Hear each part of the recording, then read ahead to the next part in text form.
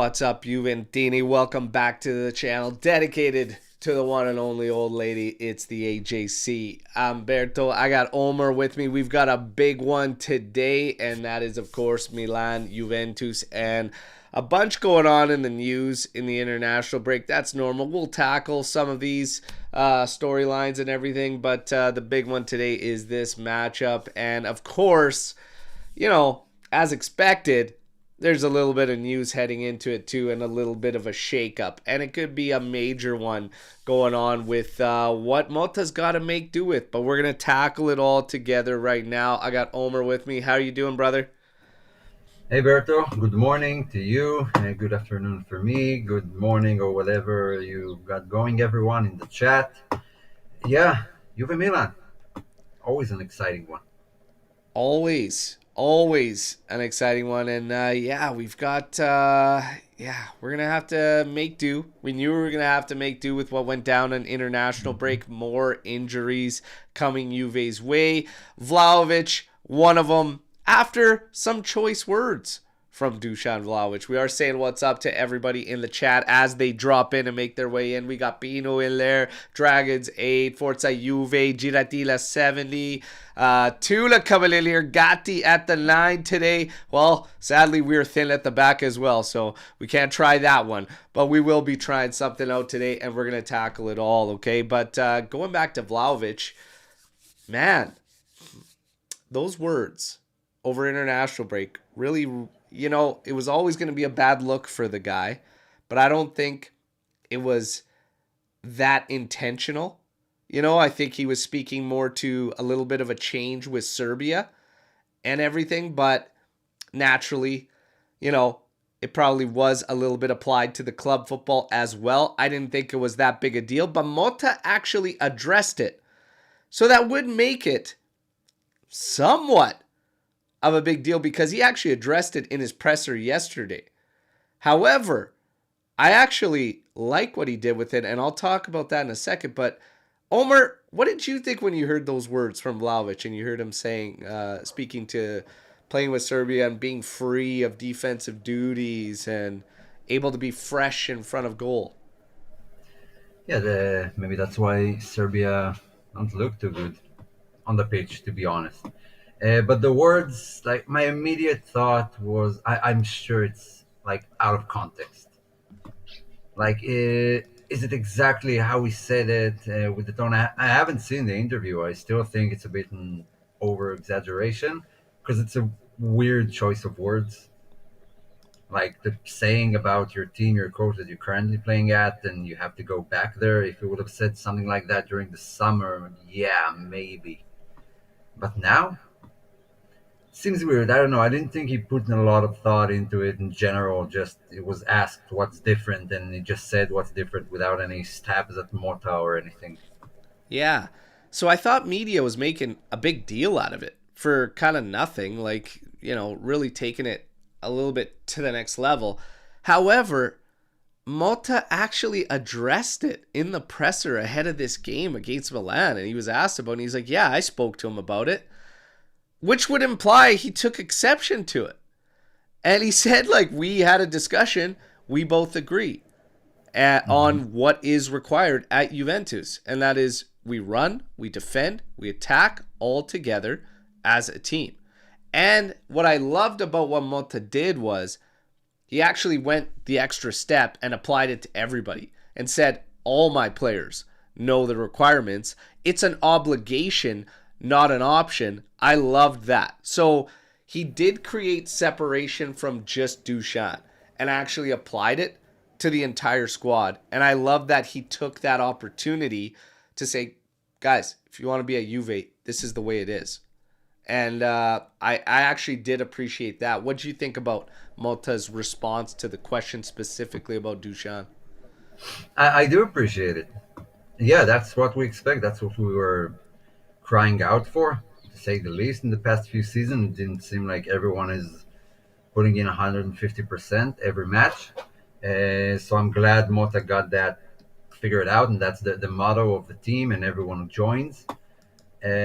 But still, what I have no idea what they said to each other. Obviously, Yeah. I'm pretty sure it's like he didn't put a lot of thought into it. Just answered a random question and blew up. I But don't they think did it need was. to settle it. No, between him and Mota. Not the public doesn't need to know what was said in that conversation. Told you guys a long time ago. Get ready for the next saga at Juventus. It's going to be with Dusan Vlahović. But January is going to become a whole nother saga as far as what we're going to do. All of a sudden, we're getting rumors about Xerxes actually wanting to apply pressure from his end, wanting to find a solution, has his entourage actively looking. Apparently getting offered up to Juve. Nobody has any idea what Man U will open up to or not open up to as far as making a move. The other rumors around striker position were the two main names for Juve currently, right now, Lorenzo Luca, Raspadori. I'm going to ask everybody in the chat. I'm going to ask you, Omer, right now. Let's say the three are the possibilities. Who would you handpick? If the three are a possibility, absolutely Zirkzee. Yeah. But let's take him out of the equation because I teams don't tend to sell or loan players 6 months in. I don't think they'll just let him go. Certainly not on the cheap. So I don't see Xerxes happening. I wish. So the other two, I don't know. I don't like Raspadori that much. I never did. I think he's a bit overhyped. I But Lorenzo think Luca is kind of similar to Dushan, so I'll probably go with Raspadori. it's an issue. Obviously, out of all of the three, I would go with Xerxes. I know the whole Manchester United thing, picking up play. I don't really apply him to that. I feel like he's figured it out right away that was probably not the right move there. Could be applied to Ten Hag. I see the Ten Hag reject tag applied to him. But is it Ten Hag's reject or is it Malta's favorite? Because I'm not really throwing out this idea that we didn't want to bring him in this past summer as well. So, yeah, Xerxes would be the guy. Out of Luca and Raspadori, I see issues with both of those, but you need a body. At this point, you just need a body. I think I might lean towards Lorenzo Luca out of the two, even if I think technically he doesn't really elevate our game. We're so weak on set pieces. Luca is a beast, and he's massive, and I would even just bring him in for that. At least it would apply something that you could do in the final third that we're not doing currently, which is have a legit big body target that can win aerial battles against the best of them. But I'd we probably have go that route. but we have two players in that profile. I mean, if in January everyone is healthy, like Milik and Dushan, and you bring in Luca, it seems just kind of the same. If you have a match where you're stuck, the options are exactly the same. I don't think any of them would bring something new to the table. Yeah, maybe some goals at set pieces. That would be awesome if they can manage that. But I would rather have another option, something that forces you to play differently. I think we could And do that with who we have, though. And I don't think that really boosts anything. Milik would also present somebody slightly different than Luca and slightly different than Vlahović in terms of the build-up, while still offering some type of a target man. With Raspadori, you lose that target man. And honestly, if we were going to go that route, use Yildiz. Seriously, use Yildiz. It'd be better. It would be better. yeah, the feeling is like if those are the options, don't go for either of them. Just make do with what you have right now. Yeah, I still Like say we need a between the body, two, so I wouldn't go as far to say don't get anybody, but I would probably lean towards Luca if it was Luca and Raspadori. But again, who knows what the hell Giuntoli's gonna do? But these are kind of the things shaking up around the news. We do have news in terms of this game. Stay tuned because obviously big shakeup, like you see in the header there for this Milan match. Fagioli, big topic this week. Okay, it started with Juve might need a little bit of money to bring some cavalry in. So look for Fagioli potentially being sold. Then it moved on to Mirko Di Natale stating no intentions from Juve. Then it moved to his entourage is looking for opportunities in the market, and then became this scenario where there are clubs actively inquiring on Fagioli. So maybe, just maybe, that's what's got his entourage, and maybe it's got Fagioli's wheels in motion thinking, hey, is the grass greener on the other side? And maybe it's opening up Juve too, in a sense that you got a bit of an injury crisis. The sale's going to be practically all capital. Maybe, just maybe, this sparked up a very, very interesting sightline on the fan base as to, would you sell Fagioli, yes or no, come January if you needed that money? And some were saying 25 million, I'd sell. Omer, I want to get your thoughts on this hypothetical situation while I create the poll question for everybody in the chat. Would you sell Fagioli in January if it meant bolstering the team stronger? Does it matter on the deal? What do you think? I wouldn't. First of all, I wouldn't sell Fagioli right now. It all seems kind of weird to me that Juve would sell him like 6 months after he's been back from everything he had going with the gambling stuff, and Juve stood by him all that time and actually renewed his contract, and like half a season of mediocre performances, and they're looking to sell. I don't think Juve are going to do that. But it is an interesting question. It doesn't have room now if everyone is healthy. Look, if you go back to the prediction show we did earlier this season, I told you and Skanga there that something's got to give. Lucatelli or Fagioli would be the flops of the season because they affect one another. And if one is going to thrive, then the other one will see minimum playing time and will just have no room.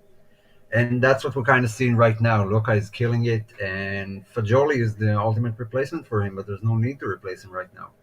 Fagioli has been hot and cold. Lucatelli has been steady and consistent throughout.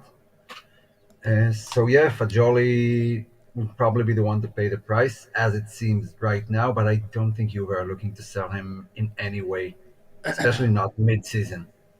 With all the injuries we have, I think it's highly, highly unlikely. Of course, we're dealing with a major wild card there in the fact of Giuntoli. I'm going to speak to this wild card situation too, because it does apply to myself too in questions I get often from friends and viewers, etc. But you see here, selling Fagioli would be a big mistake. That's from Animesh. Definitely not. He has too high of a potential and is a Juventino. That's Forza Juve. Dragons 8. I'll sell Fagioli, but in the summer. The other kicker here, too, that nobody has really put in there yet in the chat, and that is the player's will. If he is actively looking and being intrigued at potential moves, if he came up and said, you know what, I gotta go. Well, if he wants to move, I've always felt, sometimes it sucks. Sometimes I would go against that and say, yeah, you know what, I know that's your will, but I don't think it's the best thing for us as a club right now. Will he fall into that? It would depend on the value, because right now his value is not going to be to the tune of where we'd like to see it. I don't think it's going to be at the point of where we'd like to see it. As far as selling him, immediately my reaction is it's too soon. We've seen, if we had all of last year with Fagioli, I could feel a lot differently. This year, I want to see him throughout a season. It's been hit and miss so far, and I think that's the reason I can't gauge this to a point where I feel comfortable saying yes, sell him, is because we've seen him absolutely ball. But then you've also seen him ghost. So it's like, what exactly and when exactly is going to show you what we all believe he's got, So we have to wait and see. For me, it's way too soon to pull the trigger and make that call, especially in a market that is down right now, that even if the move is all a lot of capital, still his value isn't where it should be. So I would probably wait. That's just me. Definitely not January. In the summer, you could maybe look at it in the summer after the course of a season. But 77% right now, no. 23% at selling him. Yeah, I mean, if he wants to leave, that's a different case. If he wants to play for another club and wants more minutes, then we shouldn't, stop him from doing that. But I don't think it's the case. He's been a Juventino since birth. You don't encourage young Juventinos by selling them after half a mediocre season. So I wouldn't go that far. But if he wants to leave, then that's a whole different case. If That's he a whole doesn't, I different don't story. think you're worth selling. Yeah. So we got to wait and see. As far as not knowing what the heck Giuntoli's going to do, him being a wild card, I get asked this quite a bit because it was like I was dropping whatever I was hearing out of Turin for quite a bit some time ago, and everybody's like, hey, what happened to the Berto bombs?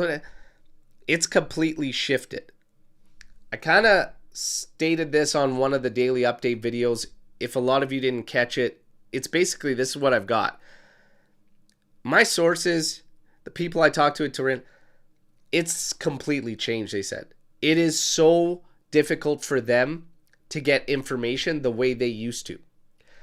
One of the main guys that was responsible for a lot of news getting out was actually Manna. And it was one of the reasons they wanted him out as quick as possible.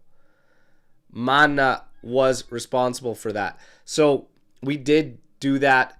Now it is tight-lipped. Like, even in the media, we've said that. You can hear rumors, you can get things going on there, and it's like, what the hell is going on?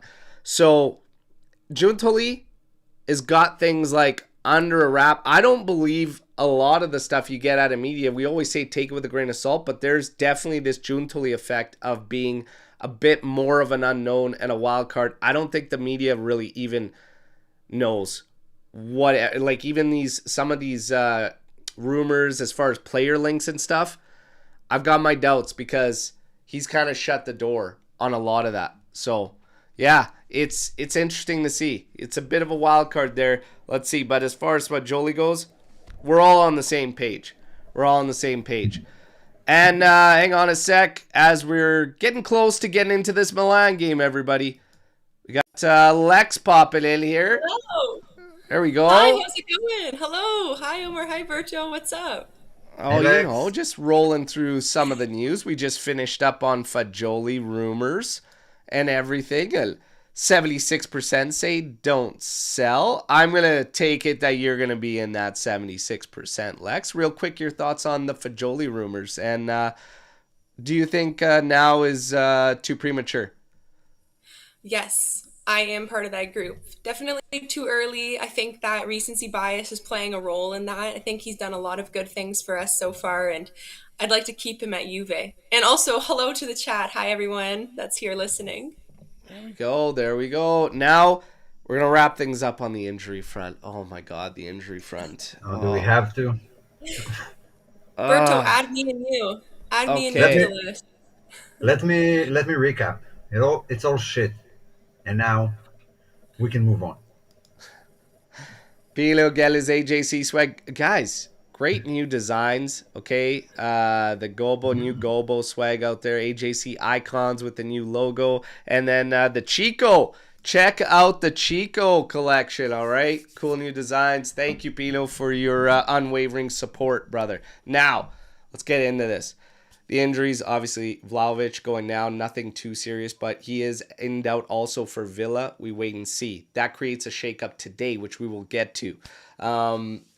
Douglas Luiz, another setback, going further back. Like, I don't even understand this.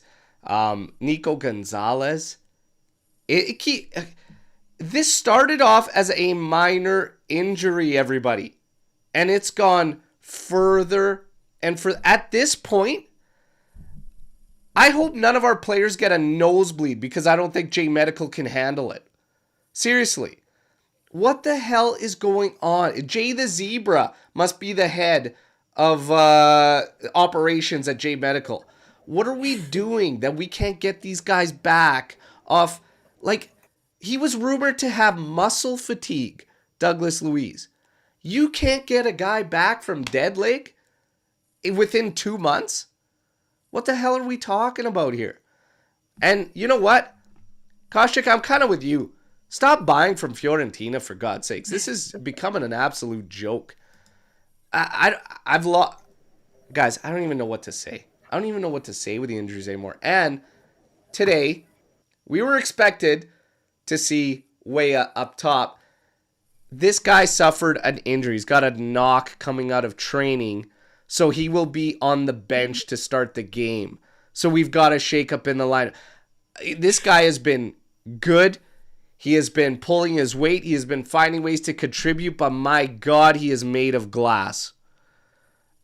I'm at a loss here, you guys.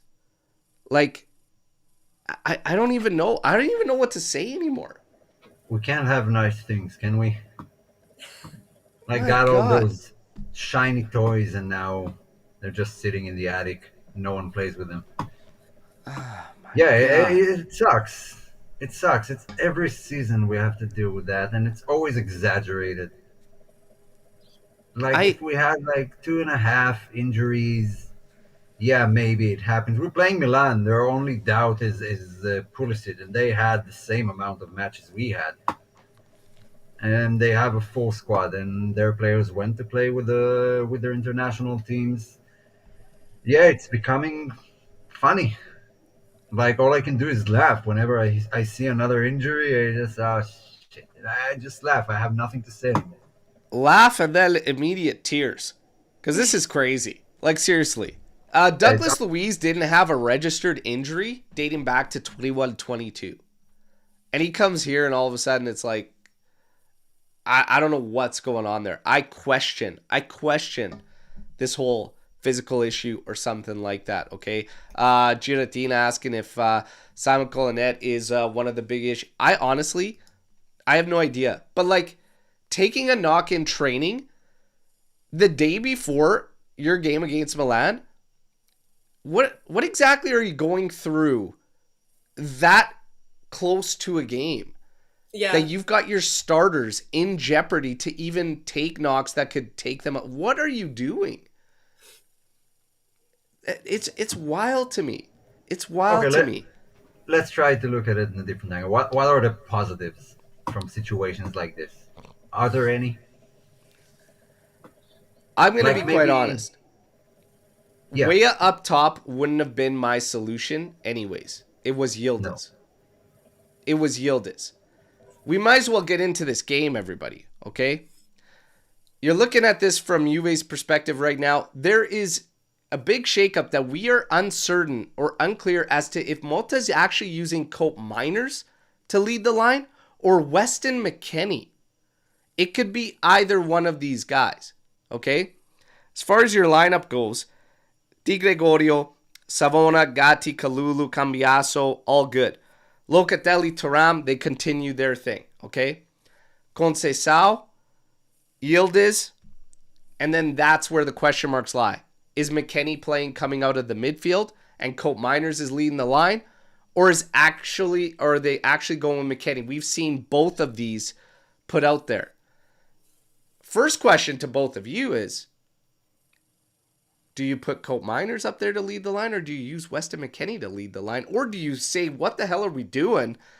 And use Yildiz up there and just bring Imbangula on the left, but then you have absolutely no winger to bring off the bench, pretty much.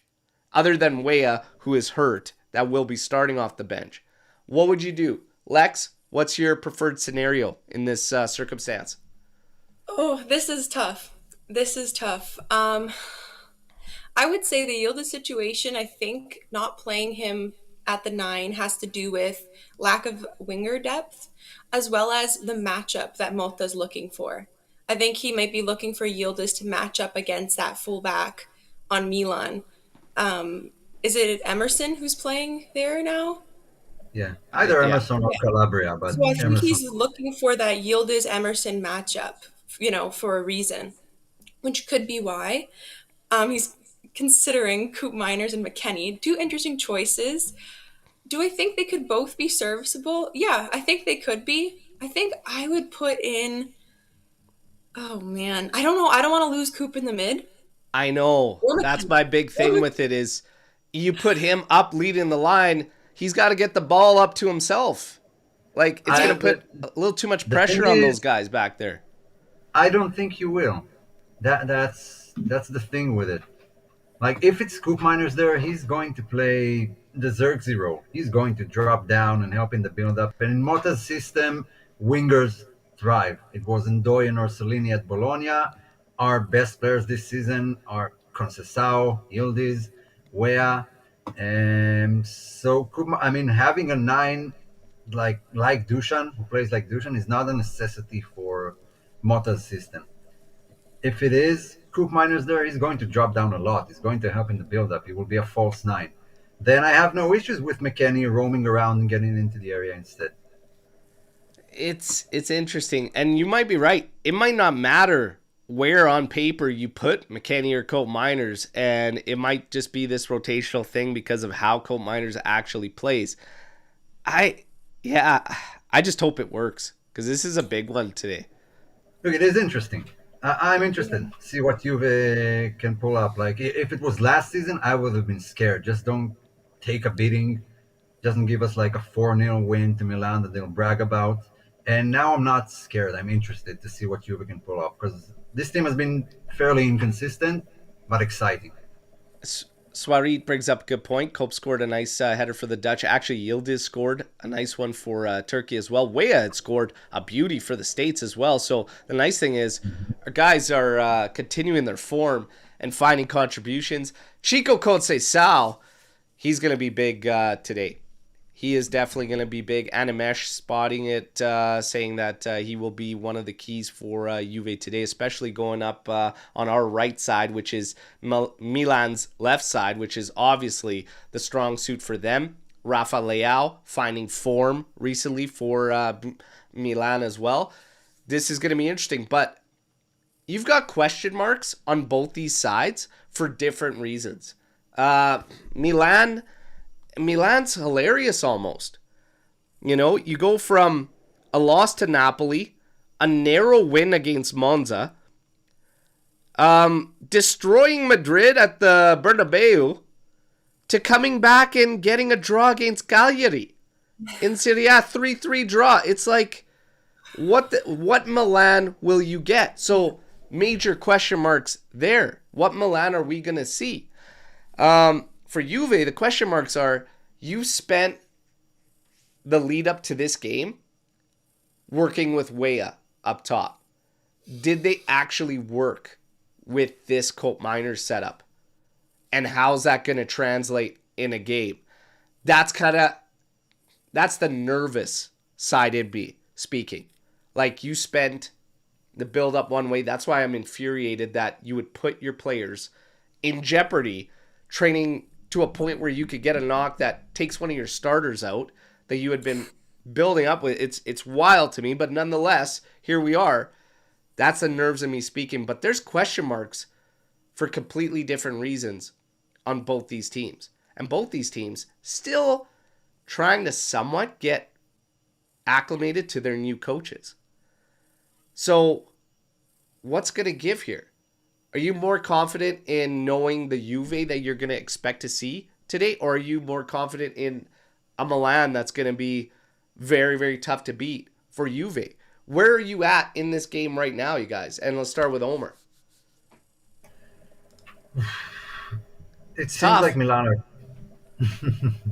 It seems like Milan are thriving in the tougher matches.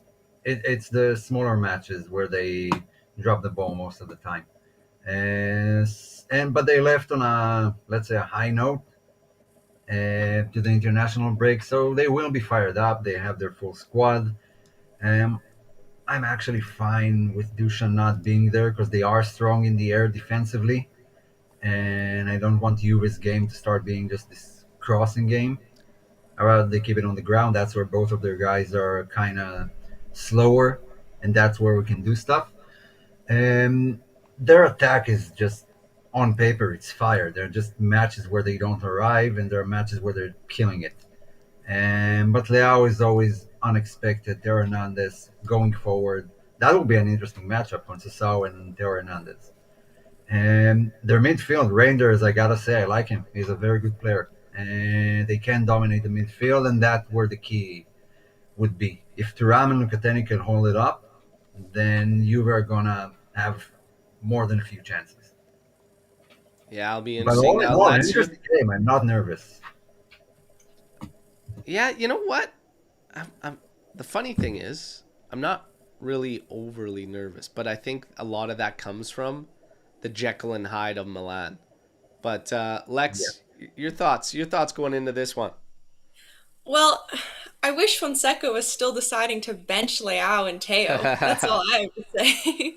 I don't know why he had to pick like right now recently to just, realize that these were his best players.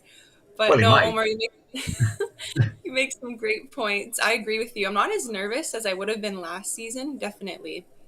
I think a lot of that has to do Mhm. with the squad, Malta, how we've seen the team fight through the most dire circumstances. So I think I'm really curious to see what is going to be on display for us today.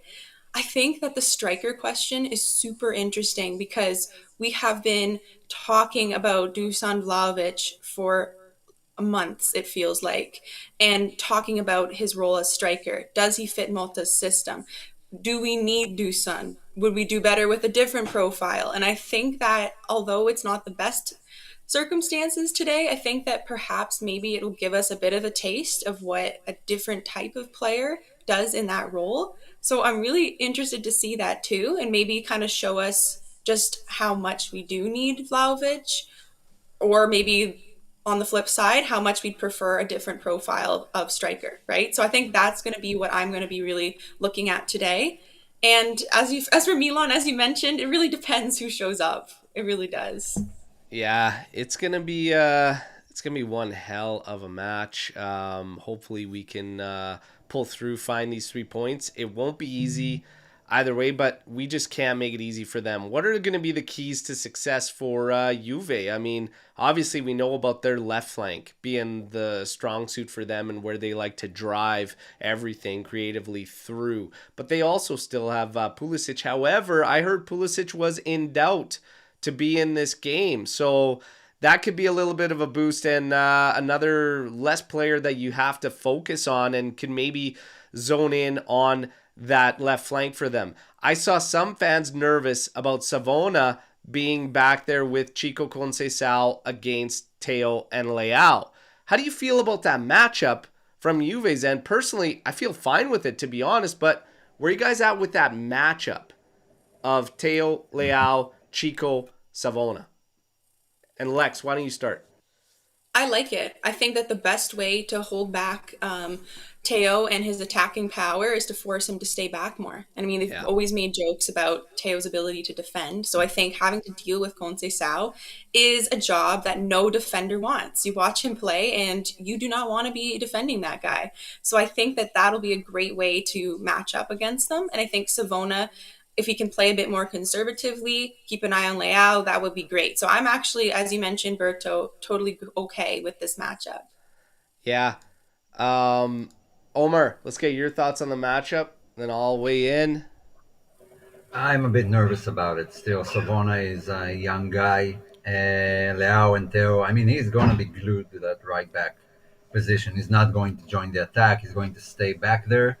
And he'll need help from the wingers mostly because I'm not looking to Conceição to join the defensive work. I want him to exploit the space left by Teo. So I don't want him dropping back and men marking one of those guys. Yeah. But yeah, he definitely has his hands full.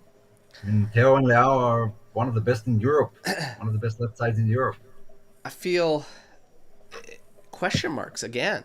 Just question marks everywhere.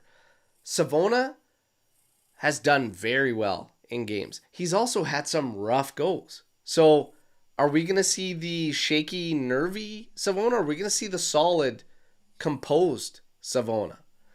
Leao has found form recently.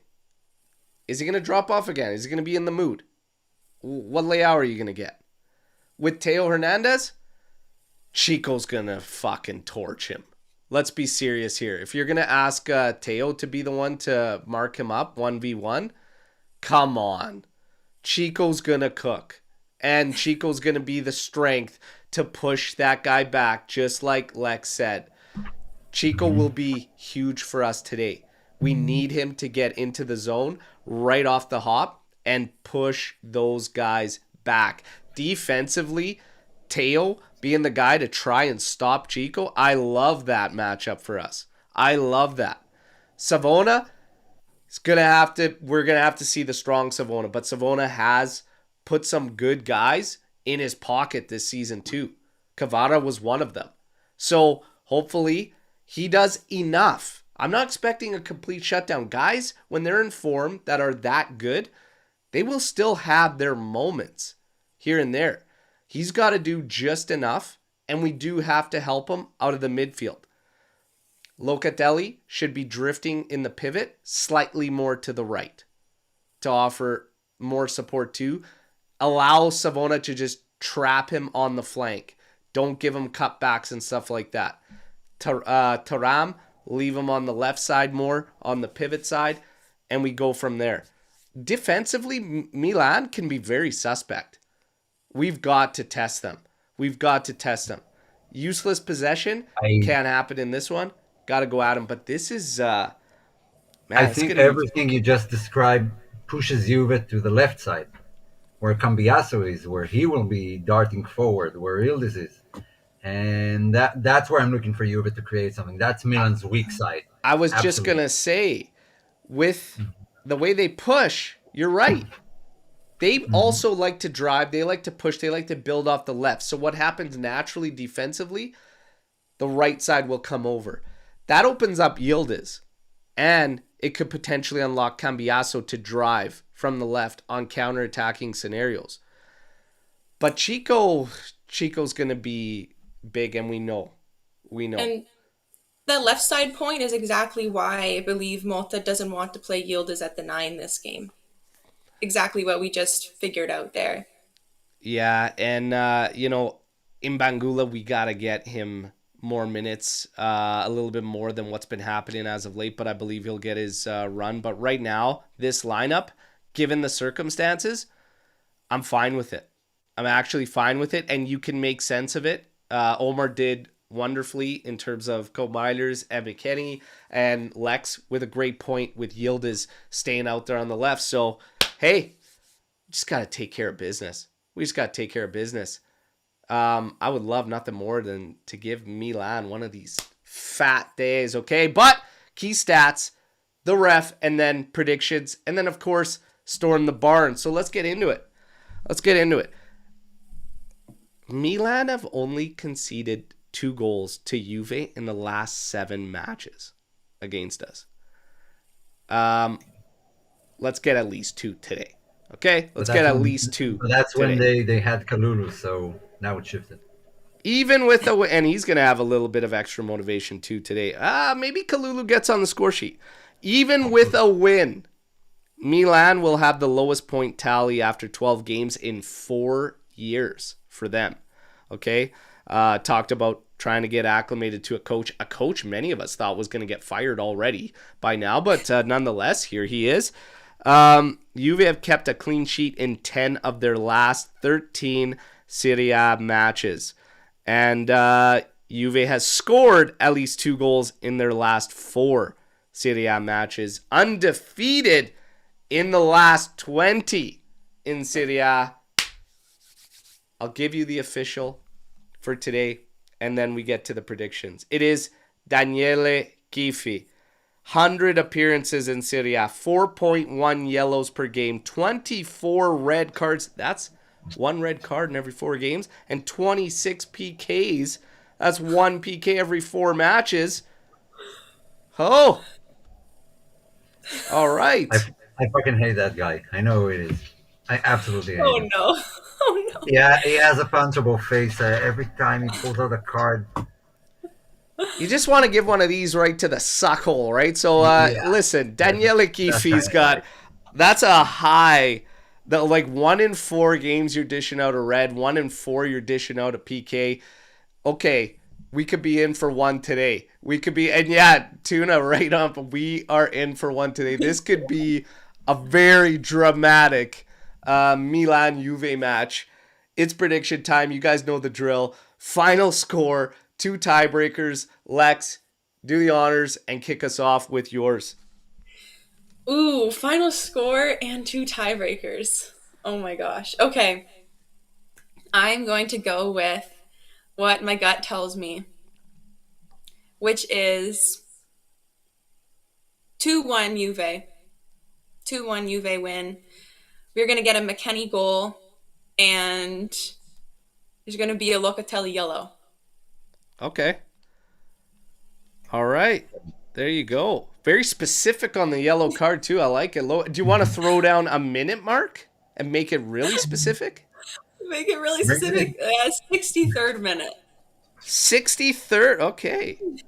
All right. Brings me back to the Bentancur days where it was an immediate prediction. Yeah, Bentancur first yellow.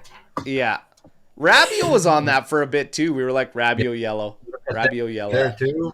Yeah, Locatelli was there. He was there. Omer, fire away, man. It's either like a minimum 4-4 like Inter. Minimum. No, I actually think it will end. It will be very tight, like 1-0. Dodgy 1-0. For Juve. Yeah, I hope.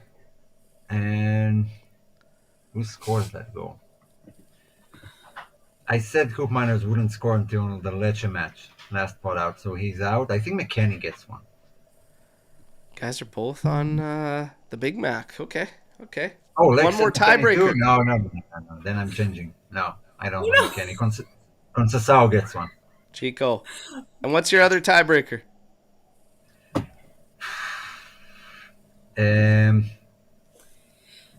Milan's, what's his name? Vlahović gets red carded. Nice.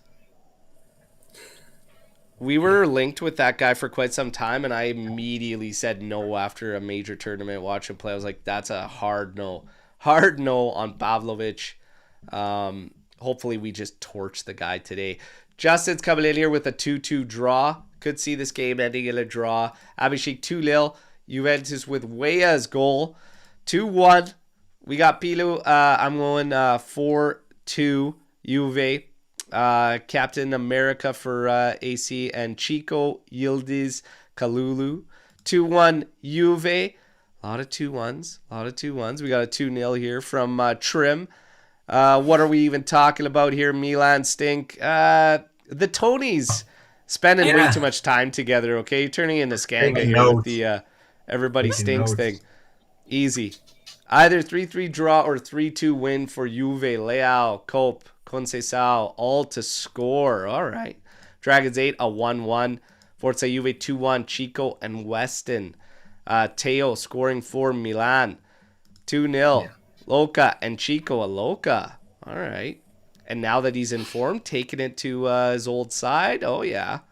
1-0 from Paolo. All right. We got 3-2 or 4-3. Holy smokes. Barn burner.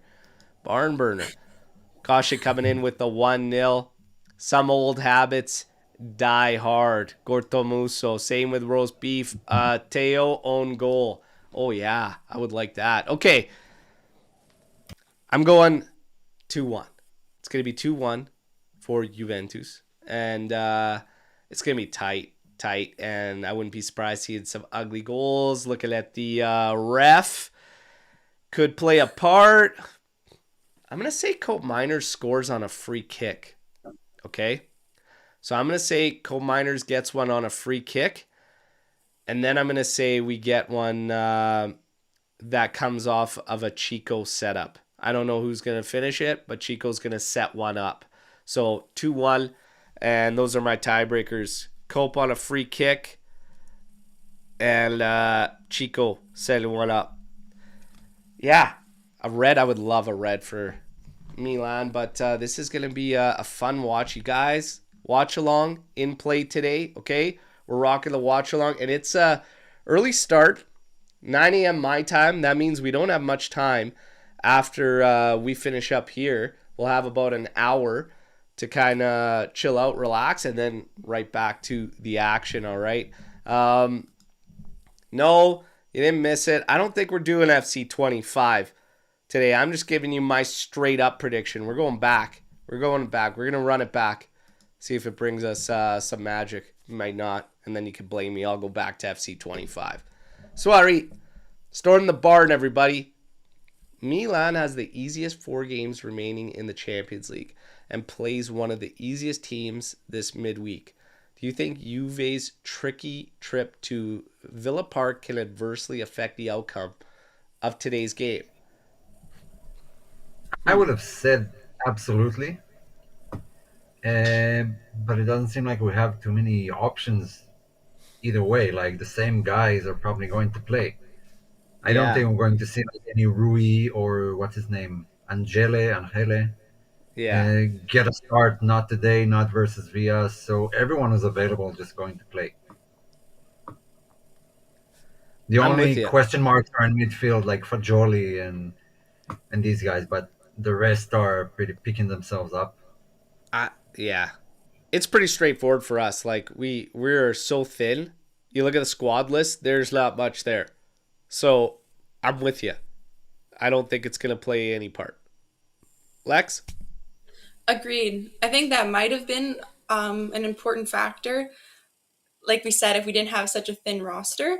So, yeah, I think it's going to be pretty much the same guys rolling into the midweek as well. Yeah. Now, keep it rolling. This will be a huge test for the boys. I want to see how they overcome this adversity. Not only the players, but Motta as well. Score will be 2-1 Juve. This is why I don't bet on my favorite team. I share the same rule. I don't bet when my teams are involved. I've only done it once though, and I won because 21 I bet outright from the start that the Azzurri were going to win that Euros, and that was the only time ever I bet on a team I support, and I won it. I'm going to leave it at that. But it is going to be a big test. As far as dealing with the adversity, man, I mean, it never goes away. Like this, the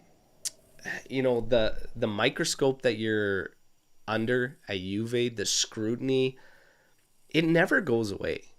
I had a good conversation with one of our followers and viewers, longtime supporter, Anderson. He was talking about expectations. He's like, I'm tired of lowering expectations. I'm not going to lower my expectations, etc. And I go, well, why do you have to lower expectations? What's making you have to, what do you mean lowering expectations? He's like, well, everybody right now, the entire fan base is lowering expectation. I go, I don't think they are. I go, there's just as much scrutiny with Motta right now, the players, that there's ever been. I go, it's different. I go, you can criticize. You can bring the scrutiny from a match-to-match basis. But I think when you're talking project, that's completely different. You could be frustrated with a string of games and demand more. But you could still be in line with the project long-term and have that faith. As far as the adversity, we're always going to be technically in an adverse situation because of the environment that is being at Juve. Do you agree with that statement? Yeah, I think lowering the expectations, I mean, it's a weird term because for me, lowering the expectations would be saying, I'll be fine if you would finish like in the top 7. That's lowering the expectations for me. But Juve had seasons under legends with Lippi, with Del Piero, with all the guys we always hype up and talk about how good they were and how they gave their 100%, and they finished 4th as well. And they got knocked out of the Champions League against Deportivo La Coruña and teams like that. So it happens. I mean, that's football. It's not lowering the expectations for me. The way we look at Juve this season now, with the build-up, with the project, with the players we brought in, I don't think that's lowering the expectations. Expectations are not one thing. aiming. You were not aiming for a Scudetto? Of course they are. Expectations is kind of like another word for objectives.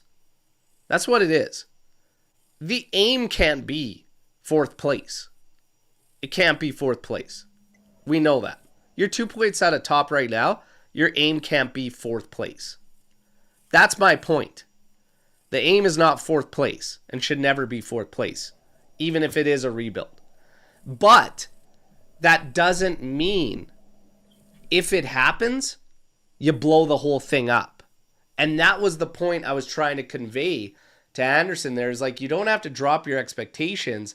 You have to just look at it as, where did we fall in line with our objectives? We might have missed it, but overall moving forward, are we still heading in the right direction? Do you still continue with this? And there's a million factors that play into that.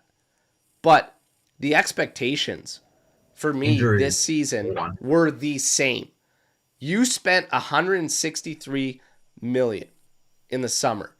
I don't care that you are like the second or third youngest squad, whatever it is in Serie A, because on paper, the quality is there. Yes, we've suffered a bunch of injuries. Guess what? The coaches ahead of you were told the same thing. It's your job to deal with it. It's Motta's job to deal with it. My expectation was be in the top 2 domestically, fighting for the title, almost till the bitter end, maybe even giving yourself a shot to win it. That's my expectation. I'm not changing it. If we don't land there, it doesn't mean that I say blow the whole thing up. That's the point I'm trying to make. But Lex, this whole expectations versus, just what are your thoughts on it? Like expectations, objectives, the project. I think it has less to do with lowering expectations and just simply being used to winning the Scudetto. Like, we were spoiled for that run. And I think a lot of that comes from that run and having those, and without repeating it, high expectations, because we got used to that. And so I think that in a way, maybe it does feel like we're lowering expectations now because the objectives have changed depending on the circumstances and depending on all of that. Like, teams go through different phases. Teams go through rebuilding phases. It's very rare to have as long of a streak of winning as we did at our club. So I just think that it has to do with that. It has to do with our experience.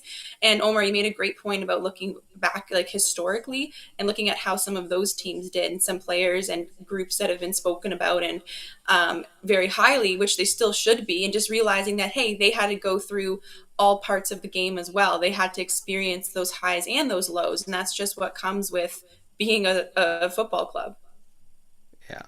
Yeah, it's interesting. I mean, there's so much the expectation. The expectation is always first place. Every season where we don't win the Scudetto, I'm disappointed. But again, I wouldn't blow the whole thing up because we finished third. This is probably pretty accurate from Giratina70 here. It's not a problem to have high expectations. The fan base can be far too reactionary and nasty sometimes and have spontaneous panic. I hate those things. You need to have a level head. And that's why I say, like, during the season, thoughts and feelings can spark up and you could get fired up. And like I said, get pretty heated.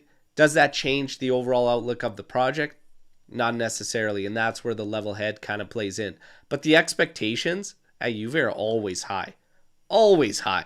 Let's be serious here. I mean, let's look at last season when you did nothing for the Mercato. Nothing. We went in there and we were on a bad run for the 2 years there. We had no European play. And it's like, it's this thing of being a Juve fan that pulls you into this, it's win every season. That team on paper was nowhere near good enough to win the Scudetto last year. It wasn't. Absolutely not. You lead yourself to believe this because, like Lex said, of what we come to expect. And that run was incredible. Our story, our history of success, it leads you to always lean towards believing in this side. Always. What are some of the things I always bank on? I always bank that Juve will fight till the bitter end. I always bank on us, even in the most adverse situations. We will find a way. These are some of the things I bank on. I've come accustomed to from supporting Juve for so long. But now, I'm kind of at a point where I need this team to show me that they're those guys. That's fair. It's fair. Yeah, that's been one of the most painful things in recent season. Just seeing Juve give up and just throw their hands out in a game, in any game. We've seen that a few times, and it's heartbreaking. That's not what I've come to love from Juve, and I do think it kind of shifted the season. We have some matches to be proud about where we didn't throw in the towel and went for it, and sometimes we got it, sometimes we didn't. But it's not. I wouldn't say Juve are not fighting till the end this season. They are. No. I'm not insinuating that either. I'm just saying No. I need them to always show me that, and just like, even in the most adverse situations. Today, pretty adverse situation. Show me you'll find a way in a big, big moment. Hopefully they do it. I want to bring up this one. Calogero saying that I've been saying this from the beginning, Berto, that this Mercato was a huge flop. Remember my unpopular opinion. I'm going to say this. I still don't agree with it, okay? That it was a huge flop.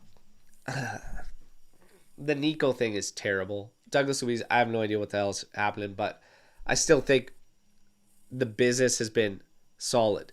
Koopmeiners was a big land for Juve. The floodgates will open there. Chico Conceição, what are we talking about? 30 million could end up being a massive steal. Kalulu end up being a massive steal. Could potentially end up being a massive steal. I'm just going to say this. It was not a flop, but Giuntoli left a couple holes. And it's our luck that he's been bitten in the ass with the holes that he's left. Making a questionable loan on a center back and ended up getting caught and being too thin. Not bringing in another striker to have in the rotation ended up biting us in the ass. A Juve with one injury up top should never be left scrambling like that or whatnot. He left a couple holes. They probably thought they were going to be okay. Guess what? Injuries happen. We're stung. So it's just really, really unfortunate that the two holes he left ended up stinging us right now. January can't come quick enough, and we've got 9 games, I think, all 3-4 days apart. All hands on deck.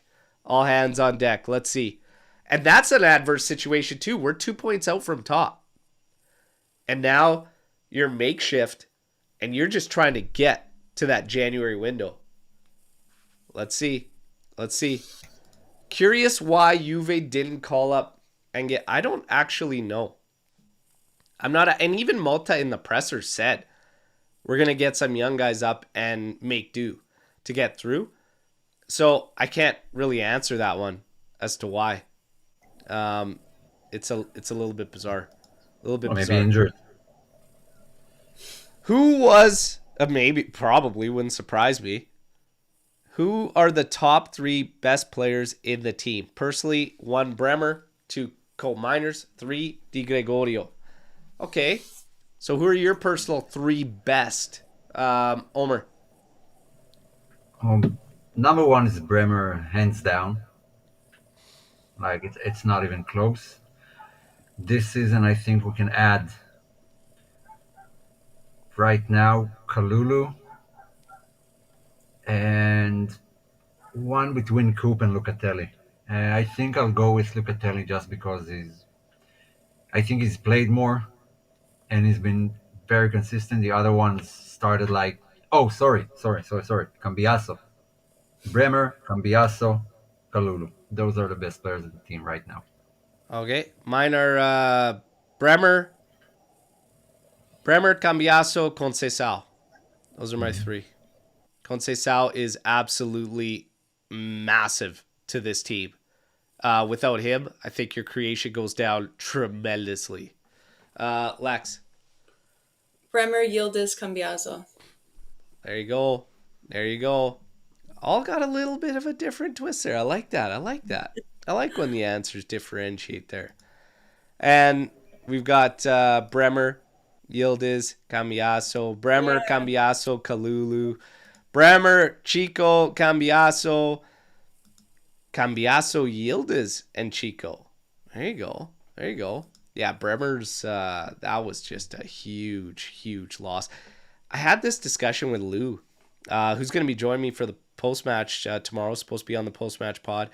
But I said, 1 year. Just one damn season. Give me one season with just able to see our team.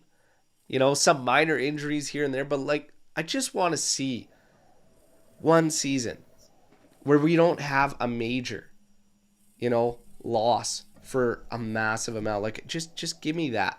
Just give me that. Bremer was the one guy I still feel awful. Because I literally, on the pregame show to that Leipzig game, literally said, we were talking about injuries. I can't remember the specifics, but I literally said the only one that would, like, really concern me was Bremer. And he literally goes down that game. So I'll take the heat. I'll take the smoke for that one, everybody, okay? But, yeah, Bremer's just massive. He's just massive. Roast beef. Is it just me or does everyone's FC20... Jesus. Okay, all I'm going to say this. It doesn't take 30 minutes to start, but the menus freeze up like I've never seen a game freeze as much as FC25. EA Sports, I've already done this to you this season. I'm going to do it again. Day, okay? Come on. Your head is shake. Bino, could this match play a big role in Dušan's... Oh, okay. Well, Pino, God, we might have to get you on payroll here with these types of questions. This is just brilliant. I love it, okay? Could this match play a big role in Dušan's future if we come out and perform better without him? This is an important league matchup. All I'm going to say is certain agendas will come to light today. Because, yeah, you're going to have a guy out that's been taking a lot of heat. Some, myself being one of them, saying I need to see more in terms of the group and creation as a team, as a unit. And others saying, get him out of there, switch it up. Hey, I'm going to go out on a limb, though, and say it doesn't decide his future.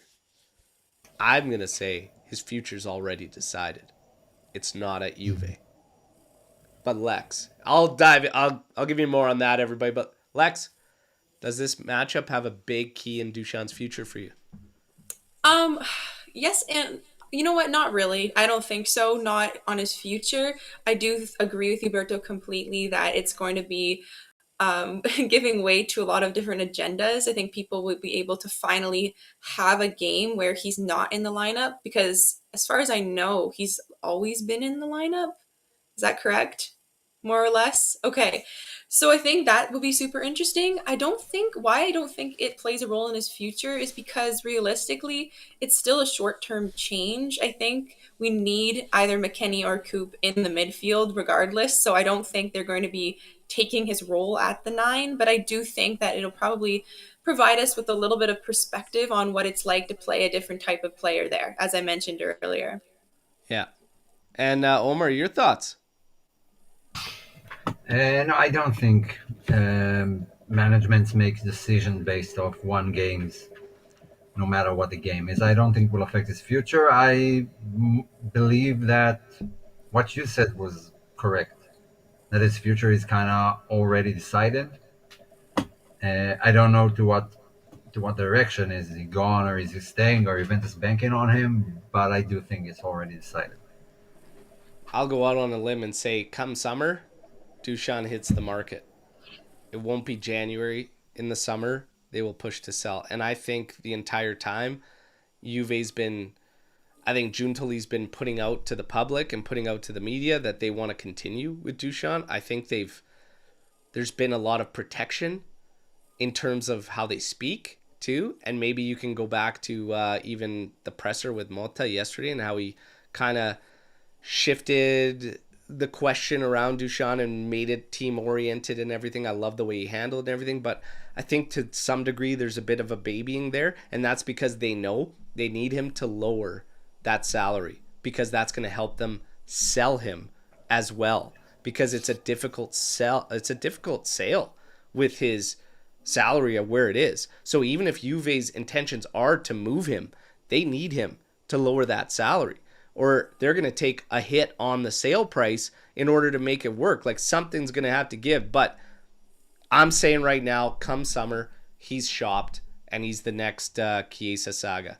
I think it's already determined that they're gonna. So let's say he's gone. Let's say he's gone. Who's your number one pick to replace him? Not Osimhen, that the rumors have been. Not Osimhen. No. No. Giuntoli is not paying Napoli that money. So No way. Xerxes was always this one that was lingering around when Mota was coming, and the fan base was kind of split. I'm not 100% sold on it, to be quite honest. I think the deal would have to be pretty damn good. We have to try and take advantage of the situation that Man U is in. Like, he wants out there. They just signed him and stuff. It's time for them to take a hit. Like, They don't you care. take a hit. They don't care. They can take the hit. They're not missing the money. Yeah, They're it's happy like paying all those guys. Take the hit. I'm fine with that. I'm fine with Jokeres. I'm fine with Sesko. Like, I'm fine with these guys. But I'll tell you what. If one of those guys comes in and we get the same struggles, like, I'd be pretty pissed. Right now, I need to see more from Mota and the team overall. So it's really hard for me to say, but I like those options. I'm fine with Jokeres, Sesko, or Xerxes. If I had to rate them, man, Xerxes probably 2. I'm not gonna go with. I really like Sesko, man. Like, I really like Sesko. He might be 1 for me. He's definitely number 1 for me. What's that? He's definitely number 1 for me. I think I'm going Sesko, Xerxes, and then Jokeres. Even though Jokeres is in crazy form this year, but that's probably how I rate him. I don't think we'll be able to pay for him. I mean, all of Europe's eyes are on him. Either at Chelsea overspent for him, or I don't know, someone from the Premier League, maybe City, to replace Julian Alvarez. Someone is going to overspend for him. I think Sesko a bit more realistic. Jonathan David on a free. Yeah, that's another shout. He could be in there. I still doubt this guy as a 1A for a big club. I don't know. I'm Canadian, and I got my doubts. Lex? He loves Barcelona, apparently. He already announced. It's his boyhood club, and that's where he's dreamed of playing his whole life. And he wants to play in the Prem. Like, Trim, I get it. You're his agent, but you know what? You're not fighting the fight. He can go to his boyhood club. It's all good. It'll be interesting to see how he does. I'd go as far to say that I'll make a call right now. I don't think it's going to go as expected. I think he's going to get healthy payout, get the contract he wants. Apparently he wants cars and he wants bonuses for his agents and stuff. Yeah, I'm hearing all sorts of things around Jonathan David. So cash in while you can, buddy. But we keep it rolling. Do we see an entrance of Gil Pouchet at the back today? I don't think so. I'm going to say no. So young center back, what is he, 18? 18 or 19, called up, obviously, with the injury situation. Did get a call up for the Parma match and was on the squad list there. But Javier Gil Pouchet will be in the squad list. Don't expect him to get the minutes, no. And what do we got here? Moise Kean. Wait. Every show for the past 4 weeks, we've been hearing about Moise Kean and how well he's doing at Fiorentina. I had a conversation with my brother about him, and it was like, you can say anything you want about him, but unless you had a crystal ball, he scored 0 goals for our club Yeah, last season. Like you know what? there's no keeping a striker that does that. Yeah, it was either him or Milik. Someone had to go, and I don't think anyone would have paid 15 million for Milik. Plus, he got injured early in the summer, so no one was buying him. And yeah, no one had that, had that bet No. going of Moise Kean Have you pushing for guys the taken care of Capocannoniere. Moise Kean? Yeah, Yeah. Okay, thank you. It's handled. It's handled. L- some guys just find their level. I'm happy for them, but you know what? Like, I can't stress this enough. I'm gonna say it one last time. Don't tell me that being at Fiorentina is the same as being at Juventus. That's insulting to the club I fucking love. Stop it. And what did he do for the Azzurri? Sweet fuck all, and looked like dog shit on the pitch for them in that showing against France. It was pathetic. Stop it. Stop it. Oh, okay, I'm good. Now, Allegri humbled my expectations a long time ago. Nothing surprises me anymore. You know what? When it comes, I just, hard to disagree. we were talking about expectations. We were talking about this all recently. The one thing I told Anderson there was that we have been so lucky. Like, I could speak to myself as a fan from when I started in, 94, whatever, dating myself, yes. Listen, we've never had to go through a revamp, like a complete rebuild. 2006 went down. That's as close as we got to one, but you still kept great, like you still had legends in there with you to build, and then you had to build up to this, but we had the finances. That's never been a problem. And then it was like this slow build, and you had to get it back to a point where it was like the project that people wanted to come back to, etc. There was a lot of work there, but you still had the finances behind you. You still had key guys that were pulling in players. We all saw the story of Del Piero calling up Barzagli and being like, hey man, we need you. We need a guy like you. I'll be waiting for you in Turin. Like, what we're seeing now, like recently with the 540 million debt and everything, like, we haven't seen that ever. To the point where you're almost legitimately handcuffed. So it's tough. It's just different. It's really, really different than anything we've been accustomed to. And even dating back to digging up from 2006. It's just about making everything click, finding the right management, finding just your coach, the players. Like, how many coaches did we go through from 06 to 11? Quite a few. That was not something that Juve was accustomed to. You know? Deshaun, Ranieri, Zaccheroni, Ferrara, and Del Neri, and then Conte. Yeah. And Ferrara. Yeah. Ferrara was in the same season with Zaccheroni. Yeah. And then Del Neri came in with what's his name, the one-eyed Marotta. That is not something that Juve was accustomed to at all, going through that. Like, there's factors everywhere that play into it. You just got to ride it out. You just got to ride it out and see what goes down. The project's moving in the right direction, 100%. Mark, do you think Douglas Luiz is not happy at Juventus? He seems to be under pressure and cannot handle it. I don't even know what he can and can't handle. I haven't seen him. Like, all I see is this guy in a Nassau shirt. Because he hasn't even been on the pitch enough for us to get photos of him in the kit. He seems like a future documentary right now. Like the curious case of Douglas Luiz. We're gonna have tons of videos about that. It's so weird because he was so good. He was so good for Villa.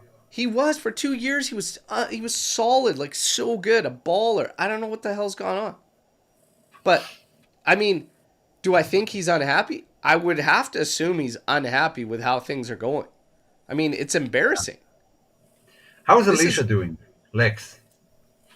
She's doing okay. She helps, and she's been playing, and she doesn't start, but she plays. she's been She finding has a contributions, goals, Yeah, assists. yeah. I don't know. Like he just, I don't know what with Luis. It's baffling to me. He was really solid at Villa for those 2 years. I would have never guessed this is a start. But again, when the hell's he getting back? Muscle the fatigue, other everybody. question. We can't get a guy back from muscle fatigue within 2 months. What are we doing? Oh my god. I feel like there's something more going on. I don't know what, but there's something. There's something going on there with him. Well, he seemed severely unprepared for the season physically Yeah, yeah. I don't to start understand it. with. Skriniar or Antonio or free agent, who to replace? I'm gonna be honest. I've said this a million times. You're not replacing Bremer through any of these picks. My pick though is Antonio Silva. If that's a possibility, I bring in Antonio Silva at 21. I believe he's 21 years old. Already caps with Portugal. It'd be Antonio Silva for me, and he suits Malta's game. I'm like, get whatever has a pulse, A just sack so we of have. water, like Yeah, Skanka said there. yeah, just anyone who can fill in. But if I have to choose, because that question came up a few times in the chat, if I had to choose, I would go with Skriniar right now, just because we don't have time to waste. We need someone who's worked under a few different systems, different managers, and been around the block in Italy. And so yeah, just short-term solution till July. Nothing special. Not signing him. I'm Loan. gonna I'm gonna say why I'd go that way is because at least there's end game there. If you bring in Skriniar and he's a bum, which I think he actually is, and I've always said he's overrated and he plays better in a back three, you bring him in, it doesn't work out, it's a waste. With Antonio Silva, you don't lose because he's still this young great prospect and you could potentially have long-term sightline there. That's why I'm leaning to him for sure. Lex, But it's a you're on the question of spot. price. What? A question of price too. And Well, Antonio the Silva question won't be said cheap. preference between the players. It didn't say price. Oh, so so I won't complicate it. Okay. Lex, your pick. Price and availability play a role. I also think that Bremer's not being replaced long Yeah. term. Hopefully he's back and everything. Maybe we should have sent him to Bergamo or something to recover. I don't know. Look at Can we put Scalvini the already players back. on juice like Atalanta? I mean, what are we Yeah, talking about? Scalvini's in the squad list at 5 months after completely torn. So, can we yeah, just ship him to Bergamo or something? I think we might have to do that, but come on. I don't know. I think I'm with you, Berto, on Silva. Yeah. Now, let's keep it rolling. Less goals. Dushan will score less goals than Berto in his rec league. Considering I put in 20, what did I put in? Well, this year I tore my ACL and I had 12 or 14 in that range. He'll get more than me. But if I played all year, what did I get last year? 26? I don't think he's scoring 26. So shut up, Justin. God damn it. Dushan, I feel for the guy. Today's going to tell us a lot. Me Going to too. tell us a lot. Are the rumors real that Man U is interested in Danilo? And Ruben Amorim heading over there. Good coaching pickup. Hopefully they don't make a mess of that. He did you hear that presser though? He acknowledged the team has been built for something completely different. And he said, I'm not adapting. I believe in what I want to do, and they're going to believe in it too. And yeah, some players will have to adapt, but we're not changing. Why would we change? He goes, no, I believe in it. This is what we're going to be set to do. If this guy wants Danilo, the question becomes, can we even afford to say goodbye now? Like, that gives you an extra body you got to pick up. We just talked about finances. We talked about potentially selling Fagioli to maybe make moves go down. Even if you have to sell Imbangula, you're taking from one area and you're making yourself thin in another. it's kind of a mess right now. All the rumors do suggest, though, a lot of them, Pino, that we're going to say goodbye to Danilo at season's end. I don't think he goes in January, especially with the injuries. You guys agree? Agreed. Yeah, 100%. Yeah, I can't see it happening. Sweaty, is this Dušan's last? I told you. I'm saying yes. I'm saying yes. This is the last. Forza Juve, I know Lindelof is your guy. I believe he's also injured right now. But the swap deal, Danilo, Lindelof. Would you two take that? Would you take that deal if it was offered right in front of you right now? Lindelof, Danilo, swap. Yes, no. No. Forza Juve, I'm so sorry because we all have our players that we rep, you know. Cambiaso for me. But I'm saying no. I'm saying no. I would keep the sack of water this season just as a body and then say goodbye at season's end. Lex, that's a no from you as well? Yes. There you go. You guys, hey, I'm going to be back in an hour and a half before we'll have 20 minutes, 15 minutes before kickoff and get to this watch along. Huge one today. Koopmeiners, McKinney, uplean the line, whoever the hell is there, get the job done. This is a big one. A big one. I believe Merda got the victory. They were up pretty quick, I think, 2-0. 5-0 at halftime. Oh my goodness. No. Yeah. So Verona really showing some chops today at home. But they have beaten Napoli earlier, so... My God. There's Marcus Thuram, if he's on your Fanta Calcio team, whew, you're having yourself a day because he's on 2 goals and a helper. Wow. Okay. Oh my goodness. Hellas. Yeah. You know what? maybe they'll finally get demoted. Yeah. Relegate them, please. Just for this game. Get rid of them. Yeah. Just give them one of these. They Hellas. deserve a Cristante, not a regular tay. Hey, speaking of Cristante, Ranieri coming in there to Roma, and they said, what do you Cristante Juric was playing him at center back, and he was asked about it, and he goes, I have Hummels. Why the hell would I play Cristante at center back? And I'm like, oh my God, Ranieri has always been the man. Love this guy. Man. I love this guy. Ranieri. By the way, Ranieri's good for Serie A. Yeah, if you already brought him up, what do you make of his 2 seasons at Juve? Like, Ranieri? How do you remember them? Yeah. I could say, like, he probably would have been better suited at a different time. I always felt like wrong time. Wrong time is how I'd say with Ranieri. I actually appreciate Ranieri a lot. I respect him. I like him. But it was just, like I said, what did we just say earlier? Like, going through that carousel, it was a disaster for anybody. It was a disaster for anybody. Obviously, we can all say we didn't like the time he was there with us, obviously. But it was just a rough go. It was a rough go. I don't remember, at least one of his years wasn't all that bad. In one of his seasons, we finished second. We had that double win against Real Madrid with the Del Piero goal. Yeah. And then brace. And like, out of all these coaches, he's the one who has actually achieved something. Like, finishing second with the team he had. That was a rough team. That was a rough team. And even pulling the games against Real was like, what? How? It was crazy. Yeah. But, yeah, overall, that was a nightmare of a time. And, for him, I definitely felt wrong time. Mm-hmm. And I still feel like Deschamps, at some point, there's unfinished business there. I felt he shouldn't have left at that time, like 2006.